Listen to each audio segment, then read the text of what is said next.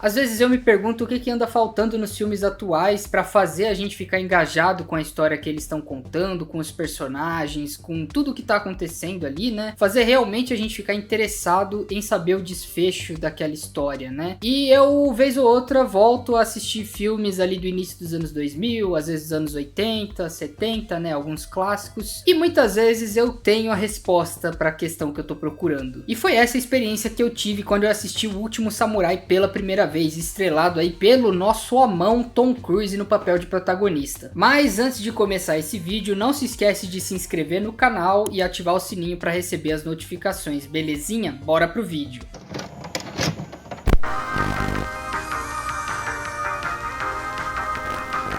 O Último Samurai ou The Last Samurai é um filme de 2003 dirigido por Edward Zwick, que colaborou na escrita do roteiro junto de John Logan, o roteirista principal. E conta a história de um conselheiro militar americano chamado Nathan Algren, interpretado pelo nosso querido Tom Cruise ali no auge dos seus 41 anos, que durante um conflito no Japão contra um grupo de samurais, acaba sendo capturado e durante o seu cativeiro se aprofunda na cultura deles, o que o faz questionar o seu propósito de vida. O filme é basicamente uma jornada de autodescoberta do personagem do Tom Cruise naquela clássica aventura onde o mocinho começa a questionar se o que ele tá fazendo é realmente o certo. O arco dele pra mim é muito bem desenvolvido. Ele começa como um sujeito deprimido, afundado no alcoolismo, carregando traumas de guerra da sua carreira militar que assombram ele, né, desde então. E eu gosto de como o filme estabelece ali uma tensão, uma certa rivalidade entre o personagem dele e o do Tony Goldwyn, que faz o Coronel Bagley, que é o responsável por ter causado esse trauma de guerra nele. Ele meio que fez parte ali da ocasião que gerou esses traumas, que fez ele sair da carreira militar, né? E o filme tem um tom de ironia dramática, né? Quando é o próprio Coronel Bagley que precisa ir lá contratar o personagem do Tom Cruise para ajudar numa operação militar que vai envolver a ida deles ao Japão, e a tensão entre eles é bem estabelecida logo no início do filme, apesar de ser uma subtrama. Então o trabalho dele consiste ali em treinar um destacamento militar do Império Japonês com armamentos modernos, né? Modernos, claro, para aquela época em que se passa o filme,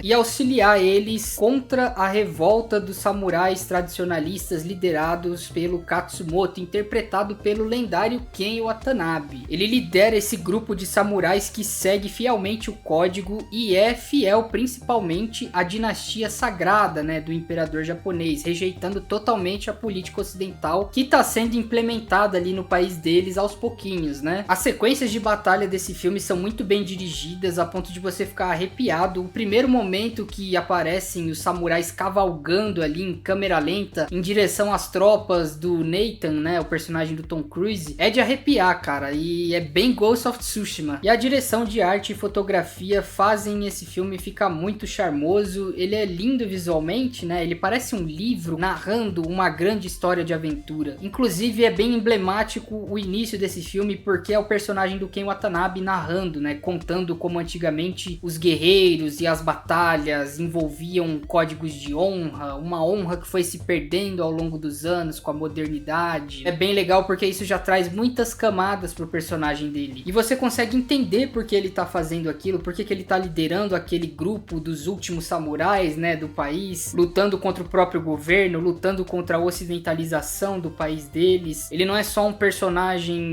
mau porque sim, né? Ele tem uma motivação que é bem humana, na minha opinião. Quem não lutaria por aquilo que é tão hereditário para si mesmo, a ponto de formar sua visão de mundo, sua personalidade, faz parte da sua cultura, né? Então, as motivações dele são muito bem escritas e bem trabalhadas. Ele é um personagem bem relacionável. E essas camadas dele tornam ele um excelente contrapeso pro personagem do Tom Cruise, porque como eu falei, né, o filme é muito mais uma jornada de autodescoberta do personagem do Tom Cruise do que um épico de ação. Então é muito mais sobre ele ali vendo os modos de vida daquele vilarejo onde ele é mantido em cativeiro, aprendendo o código de honra dos samurais, né, o código de conduta deles pelo menos, descobrindo o propósito de vida dele novo, buscando a paz interior que ele quer, né, para si, para tirar todo aquele peso da vida dele, da guerra guerra, dos traumas, né, dos vícios. Então ele começa a se descobrir parte daquela comunidade, no fim das contas. E nesse sentido, a interação do personagem do Tom Cruise com o personagem do Ken Watanabe é muito bem trabalhada. Eles dois começam, né, como grandes rivais, grandes inimigos. O Ken Watanabe é um personagem que tá querendo aprender as táticas dos ocidentais com o personagem do Tom Cruise. Então a troca deles é muito interessante. O Tom Cruise questiona o porquê dele tá sendo mantido prisioneiro. E a interação dos dois, conforme eles vão se conhecendo, né, vão conversando cada vez mais, a rivalidade vai se transformando em uma bela amizade sólida. E é uma das melhores coisas do filme. E você vê o progresso do personagem do Tom Cruise também como guerreiro, né? Ele vai aprendendo ali o código dos samurais, os estilos de luta, as técnicas de luta dos samurais, né? Então ele é treinado pelo Dio, interpretado pelo Hiroyuki Sanada, que tá fazendo uma participação ali bem legal. Ele começa odiando, né, o personagem do Tom Cruise, mas conforme ele vai evoluindo ali como guerreiro, ele aprende a respeitar ele e ambos aprendem a se respeitar, né? O progresso do personagem do Tom Cruise é o mais legal, na minha opinião. Ele vai saindo daquela coisa do homem debilitado pelo alcoolismo, pela depressão, vai se tornando um homem centrado, né, com paz interior, pra no fim se tornar uma pessoa melhor. Boa parte das subtramas do filme também são bem trabalhadas. Você tem ali a do personagem interpretado pelo Masato Harada, por exemplo, que faz um político imperial, que é meio que o responsável por estar trazendo aquela ocidentalização do Japão. Então ele tem os próprios interesses dele também no meio. Tem também uma subtrama envolvendo o imperador do Japão em questão, que é um homem que não sabe tomar muito bem as próprias decisões sem ter alguém ali manipulando ele por trás. Então você fica ansioso para saber se ele vai dar mais ouvidos para os políticos ocidentalizados dele ou se ele vai tomar alguma atitude em relação ao grupo de samurais rebeldes que, querendo ou não, são leais a ele. Gosto também da subtrama do Simon Graham, interpretado pelo Timothy Spall, que é o rabicho do Harry Potter, para quem já assistiu a série de filmes Harry Potter. Ele tá ali mais para registrar os eventos que acontecem no filme e compilar eles numa espécie de livro, né, narrando a épica jornada do militar americano que se tornou o último samurai. Acho que a única subtrama do filme que para mim parece mais mal desenvolvida é a da Koyuki, que é meio que o par romântico ali do personagem do Tom Cruise. Eu senti que é um plot meio que pra encher o tempo do filme, sabe? Só pra bater as 2 horas e 40 e poucos de filme.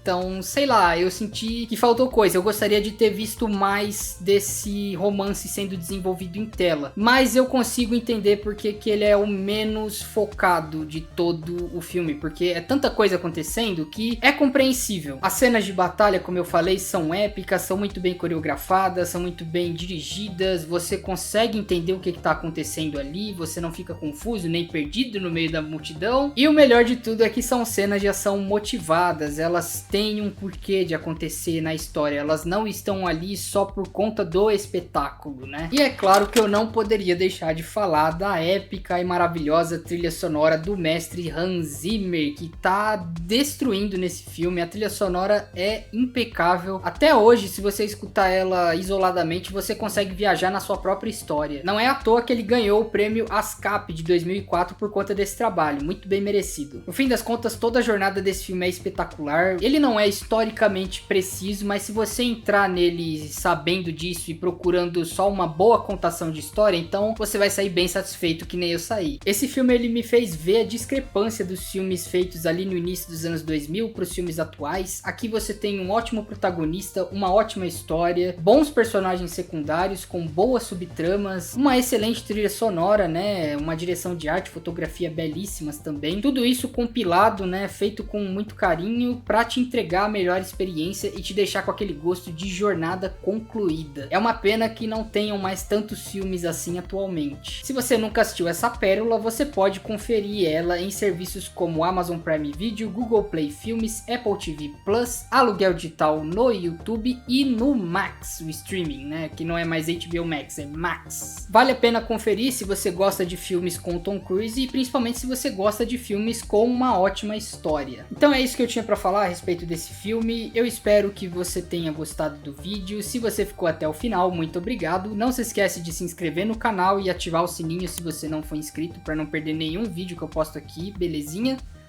E eu vejo vocês numa próxima. naquele canal sobre cinema. Um grande abraço.